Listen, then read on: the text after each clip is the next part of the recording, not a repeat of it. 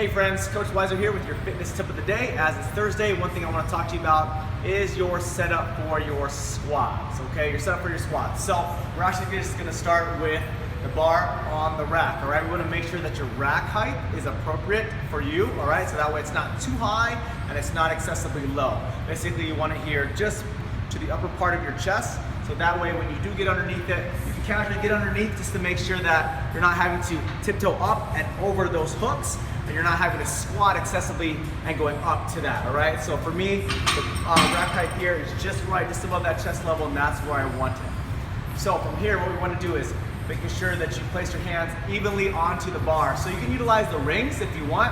I like to go middle finger on the inside rings, but again, for some others, maybe you want to go a little bit more inside, which I'll talk more about that, especially when we want to create a shelf in the back of our shoulders. So as I put my hands here nice and even, when I get myself ready and placed underneath that bar, I'm going to think about squeezing my back shoulders here, squeezing those delts as tight as I can because I want to create that shelf in the back. That's where the bar is going to sit on. I'm going to make sure that I'm nice and even here. And so when I am, again, I'm going to keep that nice and tight tension onto my back, and then I'm going to brace my core and tighten my abs. I'm going to make sure that I take a breath in, and then get ready to unrack. I'm going to take 2 to 3 steps back, so that way I'm conserving my energy.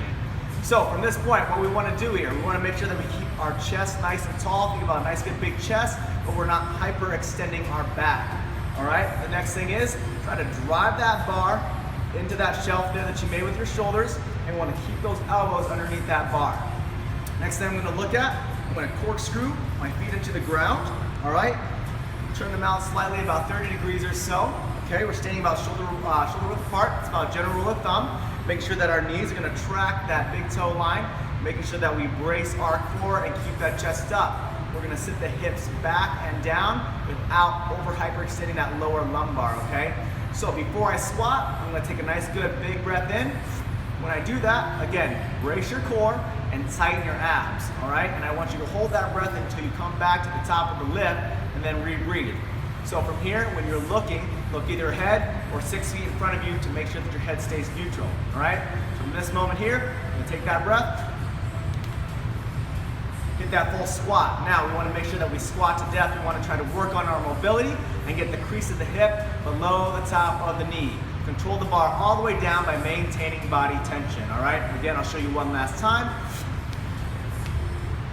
All the way to the bottom, nice and controlled, and all the way back to the top, all right? And then we re-rack. So hopefully that helped you out. You can work on that setup. Again, setup is very key when it comes to your squats. That way you can be very successful with that. And I hope you have a fantastic day.